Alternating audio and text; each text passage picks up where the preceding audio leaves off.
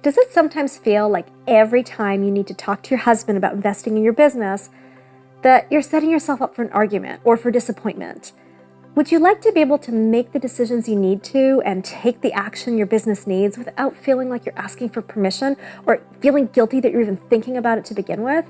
Well then, stick with me today, because we're going to unpack this oh so important and uncomfortable topic so that you have the tools to show up powerfully. And be sure to watch until the end, because I'm going to give you a few sample scripts that you can download to help you know exactly what to say.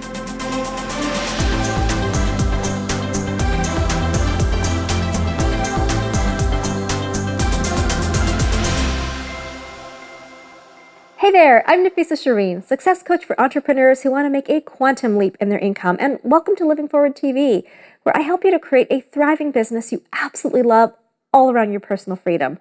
Now, if that sounds like something you'd like to do, then make sure to subscribe to my channel and click the bell notification so that you're the first to know when I publish a new episode. When starting a new business or growing an existing one to a whole new level, you're going to need team, tools, resources, training, and mentoring, all kinds of things before you ever create one penny in income. And sometimes, even after you've created the income, your business is going to need you to keep it and reinvest it back in the business so that you can continue to grow before you ever take any of it out for yourself or for your family. And when you have a significant other, your husband, wife, life partner, even though it's your business, sometimes, or maybe all the time, it can feel that these decisions aren't yours to make, especially if your money is pooled. So what do you do when your spouse says, you know, honey, just make the money first and then you can get what you need? You know that without getting what you need, you will never make the money. It can be a very frustrating and a very uncomfortable time, and not to mention uncomfortable conversation. Of course, you want to honor your partnership and your agreements and your vows you made to each other.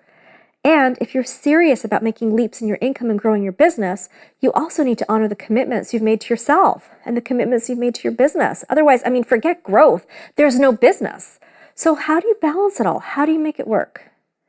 Let's start with the foundations. I want to address the elephant in the room and the decision that so many entrepreneurs make in this situation. They simply avoid the conversation in order to avoid an argument. They don't get what they need, they don't take the action, they don't make the investment, and they continue to struggle in their business. Avoiding a difficult conversation with your spouse only solves one problem, and that's the problem of not having an uncomfortable conversation. It doesn't solve the problem that needs addressing in your business.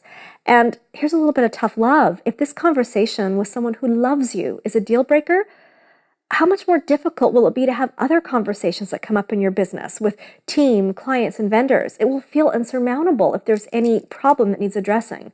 If you're serious about your business growth and making leaps in your income and achieving your goals and your dreams, then this conversation, no matter how uncomfortable, is one you need to have.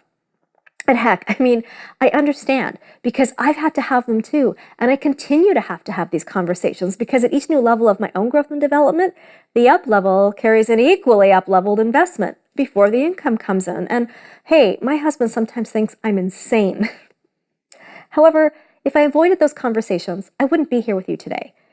Getting past this discomfort and having these conversations in a powerful way all really start with your mindset and your thoughts about your business. Now, if you've been following me, you know that I believe mindset is everything, and it's a huge topic. And for today, we're just narrowing it down, and I'm focusing not so much on your subconscious beliefs, but really how you actually view your business. I want you to ask yourself these two questions. 1, do I view what my business needs as non-negotiable to its growth, success, and ultimately the income and revenue it will pay me and my family in the future? Or, number 2, do I view what my business needs as a competing resource with what my household needs? In other words, in your mind, is your business a contributor or a taker? How you answer that question is crucial to the success of your business. Because if you view your business as a drain and a competition for household resources, it will be almost impossible for you to make any significant growth and to get any closer to your dreams, because everything will ultimately come before the business, and your business won't stand a chance. And when you have that mindset, that's what's going to make approaching these conversations about money with your spouse very uncomfortable, because you're not going to be coming from an empowered place. But if you view your business as an asset that you are growing and ultimately a generous contributor, even if it's a future contributor, you will be so committed to growing it and to giving it what it needs right now so that it can give you what you really want now and in the future. And from that thinking and mindset, you'll approach those money conversations from such an empowered place. You'll feel strong and you'll feel very confident. Now, having that mindset and approach is absolutely foundational, but it's not enough. It needs to be backed up by action. And so you want to make sure that you're visibly treating your business like a business. So here's another tough love question to ask yourself. Do your daily actions show you, do they show your business, and do they show your spouse that you mean business? Is your daily schedule that of a successful business owner or that of someone with a part-time job? Are you doing the type of work that will lead to sales and cash flow, such as sales calls, follow-up, getting speaking gigs? Or are you doing work that just keeps you busy and feels like you're working, but with no cash flow in sight? When, and it's not an if, it's when your business needs an investment before you've made the money, that should just really light a fire under you like nothing else to start taking inspired action so you can start working on creating that return right away. And then you'll be in flow. And when you're in flow and momentum, you'll be that much more in touch with your business, and you'll notice how your confidence in your ability to generate income is just going to soar. And you'll also not just have confidence, you'll start to generate cash flow. Sure, it's probably not going to be as much as you will generate after you've made the investment, but at least you're going to be in motion. And your spouse will find that your energy is contagious and it's backed up by actions. Now, when it comes to the actual conversation, I really invite you to understand your spouse's perspective, especially if he or she has a corporate or institutional type of career. He's just not going to be in the mindset of investing. Remember, in an employee situation, everything is paid for. Now, that doesn't mean at all that your spouse is wrong. It just means that his thinking process and risk tolerance are very different than that of an entrepreneur. And I'm going to link to an article below where I dive into that in a little bit more detail, and I encourage you to go have a read about it. The other thing you want to remember is that your spouse is going to want to protect you and protect your family. And so naturally, he may be leaning towards viewing your business startup or growth expenses as a household expense or competing for household resources, as a taker and not as a contributor. And it's your job to help him get there and to understand that. So bring as many facts as you can to the conversation and leave the emotion out of it. Just imagine you're going to go speak to a banker or an investor to apply for funding. What information would you bring to them? How would you approach that conversation? I mean, your spouse needs and deserves just as much, if not more, facts and information than you would give to a third party. And your spouse also needs to believe on a core level that you're willing to do the work to recoup and profit from your investment. And that can be a real challenge to get buy-in if you've invested till this point and have not had results or not had enough results. And maybe you've even created some debt in the process. But it's not the end of the world or a deal breaker. Just like you would approach a banker or investor, you need to make a business case and show why, as you understand it, the situation is what it is. Specifically what you did to create it and what you're going to do to uncreate it. And it's really important that you own your results or lack of them 100% and not blame circumstances or extenuating reasons, because you have no control over things that happen outside of you. So what happens if those things happen again with this new investment?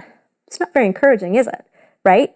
The only thing that's going to help you that you have control over is your own actions. And the only thing that will help your spouse see past what's happened and to feel that you're in control of the results going forward is you taking control and ownership and then giving him a plan for the backlog along with the plan for the new investment.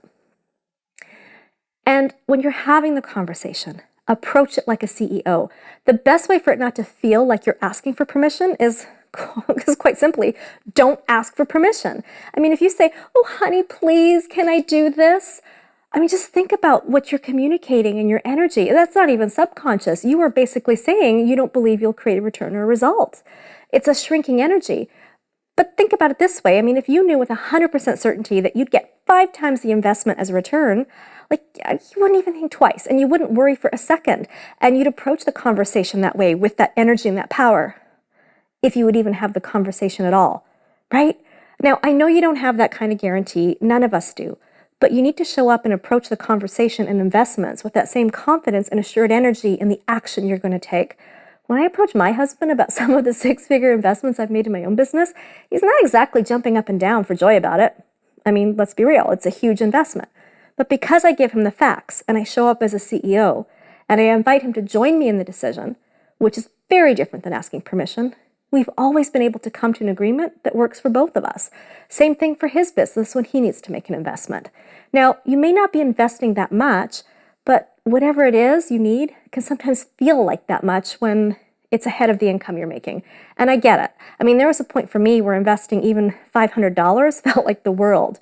And it's really about where you are and what you're trying to create. But the conversation and approach needs to be the same all the time. And if you approach the conversation with your spouse from a place of confidence and conviction instead of fear and permission, whether it's $500 or $500,000, while it's not necessarily going to be easy, and he may not be comfortable, the conversation will be productive and solution-oriented.